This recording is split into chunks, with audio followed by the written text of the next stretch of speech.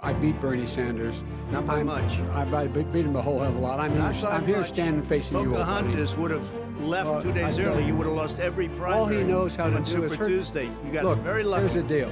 I got very lucky. I'm going to get very lucky tonight as well. White supremacists and white supremacists and right Proud boys. Boys, stand back and stand by. But I'll tell you what. In 47 months, I've done more than you've done in 47 years. Not a right-wing problem. This is a left-wing.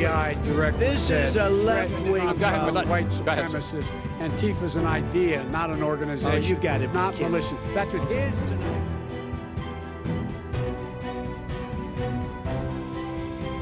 Wake up, world. I'm your host, Malik Boyd. Welcome to Decoding the Debate, the Heart City series on breaking down the debate, the candidates, the platform, and more importantly, the agenda for Black America. I am absolutely honored to have this legend with us today, none other than Ambassador Carol Moseley Braun.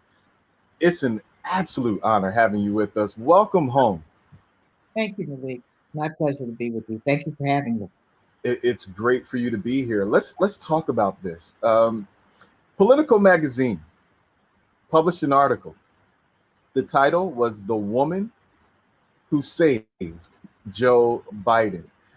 Many would think that they're talking about Kamala Harris. No, they were talking about you. In 1993, Joe Biden showed up at your door totally unannounced, and history was made at that point. Talk about that moment that Joe Biden showed up at your door in Chicago. Well, I was surprised, obviously. I mean, I knew of Joe Biden, but I did not know him before that.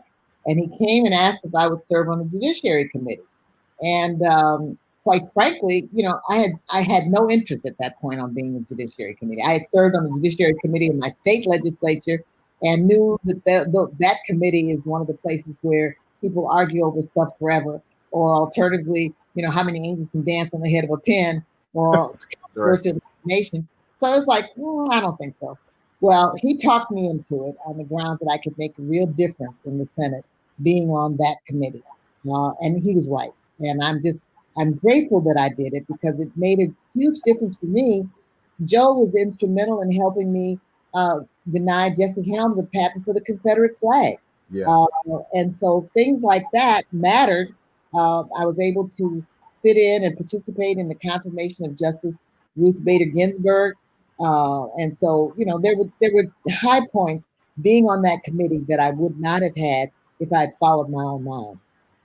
And talk about those moments. I mean, it's not just confirmation of Ruth Ginsburg, legendary Supreme Court justice, but Biden was coming off of the heels of some contentious confirmations as well. Clarence Thomas was up, and Biden was the chair. There was impact there as well. And so they needed to hear a new, fresh voice, but they also needed to hear a voice from a minority. Clearly, you are the first African-American woman out of Illinois, and you were the only African-American senator at some point during that time frame. Talk about leading the way, not just as a fresh face, but as a underrepresented population in the Senate. What was that like? Well, let's back up for a second. The reason for me running had to do with Thurgood Marshall, because my life path would have been very different if it had not been for Thurgood Marshall with his role on the Supreme Court. And so when the president nominated Clarence Thomas from the entirely opposite end of the ideological spectrum, philosophical spectrum, I felt annoyed that he was not going to follow the Thurgood Marshall route. He was not going to preserve Thurgood Marshall's legacy. And I thought, this is, you know, I need to make a point of this. So that's when I threw my hat in the ring to run for the Senate against an incumbent senator who had been reelected 4 times. So it was like people looked, in fact, one newspaper said I was delusional. So, you know, so I got out there and I thought, well, I've got the credentials, I've got the qualifications. Why shouldn't I run? And frankly, like I said, between voting rights and all the other things that the Warren Court has made possible for me, I felt that I had the equipment to go to the Senate and to make a difference. And as it turned out, that's how it worked out, because the gazillionaire who ran also, and he put a ton of money against the incumbent senator, beating him up. And so as a result, I was able to come through the middle and win that election. So when it got time to go to the Senate, I was absolutely ready for that, because again, my entire background in the civil rights movement, and because I marched with Dr. King back in the day. So, I had been on that particular program from the very beginning of my professional career. And so to me, at the time, I'm thinking I'm just moving from one legislature to another legislature. I did not realize at the time that it was going to be that hard. Right. But you did it, and we're all made better for it. Crucial pieces of legislation have come across your desk, and you have fought for them. Things like the assault weapons ban, the Violence and Abuse Against Women Act. Yeah, I mean, these are crucial pieces of legislation that have made the difference for our culture and for those who are under attack at the time as the result of abuse and things of that nature. We're here again. The Black population in America is feeling the pinch of a myriad of issues, if we're going to be honest, whether it be economic, housing and redlining, all the way down to brutality and public safety. Right. Senator Kamala Harris sits poised to be able to make a difference. If we're going to be honest, she sits largely on your shoulders in many ways. You have paved the way for her to get to this point. Many are wondering in Black America, will the agenda, the issues that we're facing on a daily basis really serve as priority points for this administration? You know Joe well. Talk about your feelings about the issues of Black America and whether or not they're going to be covered in a Biden-Harris administration. Malik, that's why I'm a volunteer for this campaign. I stepped forward to volunteer. This is part of my flunking retirement. Understood. Retired. It's not working very well. But the reason I stepped forward to help as a volunteer is because I worked with this man closely. I worked with him for 6 years, 3 of those years on the Judiciary Committee.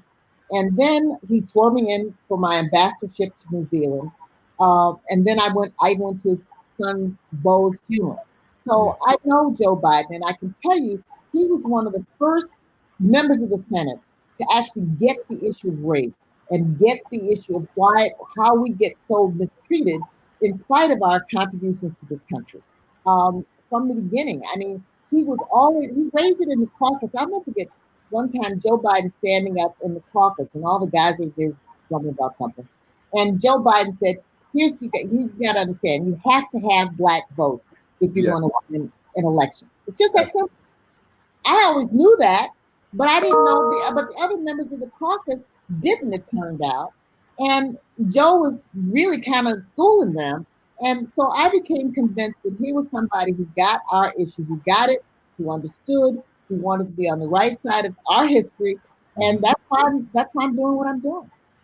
You know, it's interesting because the crime bill comes up consistently with those who have challenges around his nomination. Many do not know, especially some of the younger electorate and new voters, that Joe ran 4 years before he came to see you. He was interested in running and pursuing the presidency. And so he's always had his eyes on 1600 Pennsylvania in a major way. It was obviously an impactful administration with President Barack Obama and his service as vice president. Now he has the opportunity to literally run the country. Right. But there's transition points that have happened with Joe. Right thing. Let me say this, backing up for a second. Again, sure. This is called history. This is what happens when you get to be old, right? You can talk about history like this. But the truth is, Bill Clinton was the president. The crime bill was his bill. How that doesn't get talked about is a mystery to me. Right. Right. Joe was doing what he was supposed to do as the chairman of the Judiciary. He was chairman at the time, shepherding the president's legislation through the process. And we still had people running around talking about how Bill Clinton was the first Black president. I mean, seriously, folks. You know what I'm saying? But because that was his legislation. Joe worked to make the crime bill better. He put in community policing. He put in violence against women. He put in the assault weapon ban. He put in community midnight basketball, which is one of my little initiatives. So there's all kinds of things that he did to soften the impact of this rather draconian crime bill. And he made it better before it came to the floor, to the Senate floor. And so I say, to hoist him up on the whole, crime bill and mass incarceration is just not fair. It's not correct. Number one, historically, it's not correct, but it's also not fair because he was somebody who was trying his best to make it better. We were all responding to a situation which people were terrified for their own safety. This is on the heels of the crack epidemic. This is on the heels of an uptick in violence, which frankly has resolved itself somewhat. And so he was trying to do the right thing and fix the bill, which he did. And I'm just hoping that people will see, get the big picture instead of, what's that biblical line about the mote in somebody's eye? Instead of trying to nitpick with him, look at what the big picture, what it is we got to deal with. You've got somebody who's been on your side all these years and who wants to do the right thing, both whether it's having to do with this horrible pandemic that we're going through. 221,000 Americans are dead for no good reason. I mean, seriously, for no good reason. And a disproportionate number of those people are Black and brown. So between that, the whole economic issue, giving us Black people access to capital, giving us the ability to get credit where needed, where it's needed, giving us the ability to build strong communities with an education program.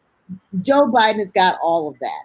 And if you go to his website, you look at the whole, 10-point plan or whatever it's called, the 6-point plan. He's got all this stuff laid out on his website. But again, in addition to taking it from me, I'm saying again, I have been out here in public life. People will tell you I have always told folks what I thought. And I'm not, I'm a straight shooter, and that's what I'm trying to do now is to tell people, look, this is what I believe. We've got a moron in the White House right now. As President Obama yesterday gave a speech in which he did everything but call him lazy and shiftless. I wish he had. Right here in Philadelphia, he did it. He absolutely did. All bets are off. He took the gloves off and started swinging.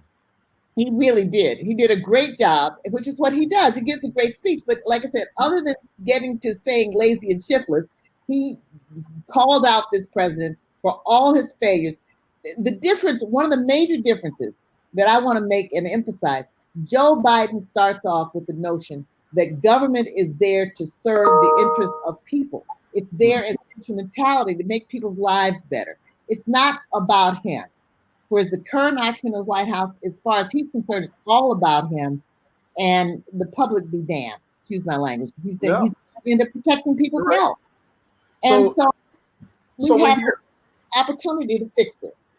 We're here now, and you kind of segue us into why we're here, decoding the debate. Many will get lost in the media talking points, and obviously there are slants all across the board, no matter what platform you're looking at. We here at Heart City like to dig into the facts. Well, and that's important, and it's important that we have an honest conversation about what is really going on and what's at stake. We know that what's at stake.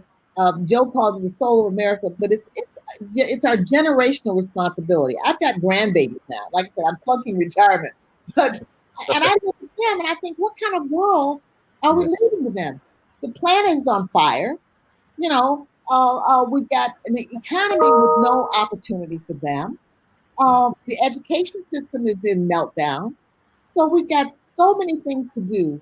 And this is not just an abstract argument. It really has meaning for people's lives. And Joe Biden starts off wanting to do better by people and their lives. And, so that's why I'm here. So. It's interesting because over the last few weeks, we've seen celebrities, Ice Cube, 50 Cent, and others chime in on what they feel about the administration.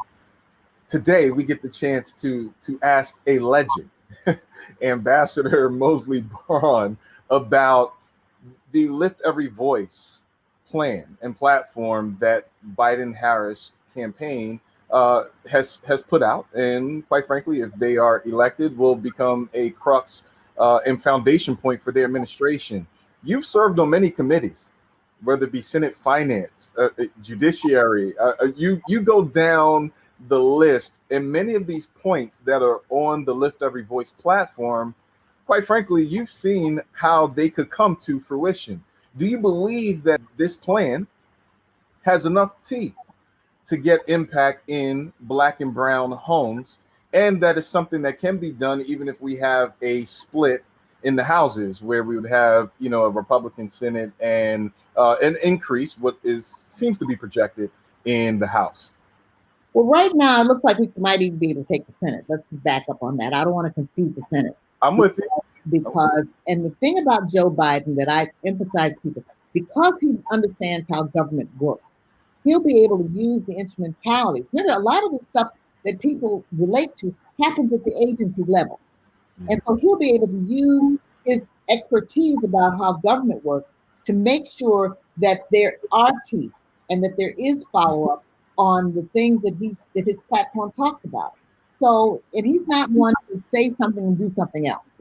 He's always been, as far as I know, in my experience with him, he's been honest and straightforward and candid with people. So I'm just hoping that, again, we have to get through this election. We only have 15 more days or thereabouts.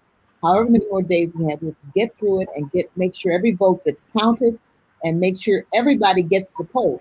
And that's a particular call, and that the president Barack Obama started with yesterday in his speech, is telling people it's not just enough to go vote, although that's vitally important. Everybody who knows about this should go vote. But make sure that your family, your friends, your neighbors, your coworkers, your colleagues go to vote as well. You'll be surprised how many people think politics is just an argument between politicians. Right. It has nothing to do with them. The fact of the matter is, this argument is about them. This is an argument about the future of the country and what direction we're going to head. Are we going to have jobs? We're going to have people dying of COVID for no good reason? Are we going to have people getting an education and winding up with gazillion dollars in student loan debt, or will they be able to get a quality education for free? It's those kinds of things. And I'm convinced that's why Joe Biden needs to be president of the United States. We say here at Heart City, and you've heard this adage long before I did, that all politics are local, but all change begins locally. We believe that. And so when you're voting, it's also important to think down ticket. It's not just enough to vote at the top and leave it alone, but understanding what needs to happen at the local level to support a national agenda. It's clear that Black women show up and show out when it comes to speaking up for our community, the issues of our people. Many who are in politics right now owe you so much for the work that you did, what you had to endure throughout your journey, and even what you're doing now. For those who are listening to this conversation, who are saying, I want to do more, I want to get involved in the political process, I want to find my place in this machine, this great machine and experiment called America, what would be words from your heart to theirs? My first point would be, understand that it's not about you. It's about public service. It's about what you can do for somebody else. And if you start from that point, you won't go wrong. I mean, that is, it gets lost, unfortunately, too often in the conversation. It really is about service and not about, quote, leadership. It's about service. What are you going to do for somebody else? That's the first thing. The second thing is learn government. And as Malik, as you just pointed out, it's not just about the guy sitting at the top of the ticket or sitting on the dais. It's all those other offices down ballot. They make a huge difference. Who your Secretary of State is matters, because that's the person who will probably organize your election. And if people are going to stand in line for 10 hours or get a chance to vote from home, depends on who you got in that office and their position, their point of view, and what they're coming to the table with. So understand how government works, how it works for your area. I know Pennsylvania's got a slightly different situation than many states do, but understand how your state works, how it's organized, how the politics is organized, how the government is organized. And if you do that and you apply yourself, you will not only be able to make a difference, but you'll succeed. So we know President Barack Obama came out swinging. I mean, we call it Broad Street bully style, and he did exactly just that. Not just in the rec centers and the conversations that he had at a very intimate level, but a drive-in rally that made the news across the country, where he called out the president. And quite frankly, it is still in the news cycle right now, as of this moment, some of the very strong words and language that he used. What do you believe is the path for victory in this debate tonight for Joe Biden? Well, I think that Joe Biden has been talking about empathy, but what he's got to prove to people is that he's no pushover. I mean, that has been the current president's whole deal. I'm a strong man. I can do well. The fact that is, he's been asleep at the wheel. This man has done nothing for anybody. You got, again, 221,000 Americans dead for no good reason because he was asleep at the wheel. And that's what Barack Obama said yesterday. I loved it. He said everything short of, he didn't call him lazy and shiftless, but he should have or could have. Right. So really, and so what you're going to have with Joe Biden is somebody who's going to work hard for you, work hard for your interests, for your children and your community. And so I think that if Joe Biden communicates that tonight, he'll be able to overcome a lot of this foolishness from the White House. Well, I will say this. If President Trump had to face you tonight, he would be in trouble. But he is facing Joe Biden. But we know that Joe Biden has made all the better for your support and what you have done to stand behind him and Senator Kamala Harris in this election cycle. Ambassador Braun, you are a legend. You are a impact point for us, for many. Our culture, our country, we owe you so much. And so we're thankful that you took the time out to come to Heart City and share a few moments with us. We love you very much, and continue to pray God's increase on your life. You have some more work to do. There's some more light you need to shine on the path for us so that we can get where we need to get to. Well, I'm grateful for every day, just so you know. I mean, I am not unmindful that this is such a gift that I'm able to be here and that I'm able to talk with you. And again, that I'm standing on the shoulders of people who went before, who suffered a whole lot more than I did. I'm going to tell you a quick story. I mean, there was one day, the Senate had just been horrible. I was so depressed. I came back home. I was ready to quit. And my lawyers had told me if I quit, it would turn control of the Senate over to the other party. So I get home. I was like, why am I doing this to myself? This makes no sense at all. I was ready to just throw in the towel and give up. I turned on the television, getting ready to go to bed. I turned on the television. The first thing that came on was Roots. I said, I'm not watching this tonight. You know, the channel. The next thing that came on was Miss Jane Pittman. It's like, how does this happen? You know, this is programmed like this. So then I flipped the channel. And then the third thing was Roswell, which I had never seen until that point. I said to my bedroom, I looked up to the ceiling. I said, now you're just messing with me. You know, it's like, he's going to drive it home. He's going to drive it home. Exactly. So, you know, what we are going through, really, we have been gifted and given an opportunity to go through it, whatever it is. You know, our struggles do not begin to match the struggles our ancestors had to go through. And so we need to be grateful for them and grateful for their sacrifice and grateful that they gave us this opportunity to step up to the plate and do our part for the next generation to come on. Wow. You have heard from Ambassador Carol Moseley Braun. Thank you so much for sharing time with us today. We truly appreciate you. My absolute pleasure. Thank you for having me. So, down. There's so much at stake. You cannot sit on the sidelines. You have to get involved. You have to get involved. Tonight, you'll hear a debate between two very different ideologies, two very different focus points. Skip through the minutia. Let's focus on brass tacks. What are the facts? What are the possibilities in each administration? What are the priorities? And more importantly, what are they going to do for Black America? That's our conversation here. Obviously, all of America benefits when we have an engaged an active and compassionate presidency. However, Black America, we keep getting the short end of the stick. And so it's important. Don't worry about the emotions. Don't worry about who's calling who names. Don't worry about any of the rhetoric. Let's make sure that we have the facts. Come out of this debate tonight with the facts. Tomorrow, we'll break down the debate with G.K. Butterfield. Whatever we can do to make sure that you're dealing in fact and not in fiction, we will do just that. Tonight, the debate. Make sure you watch. See you there.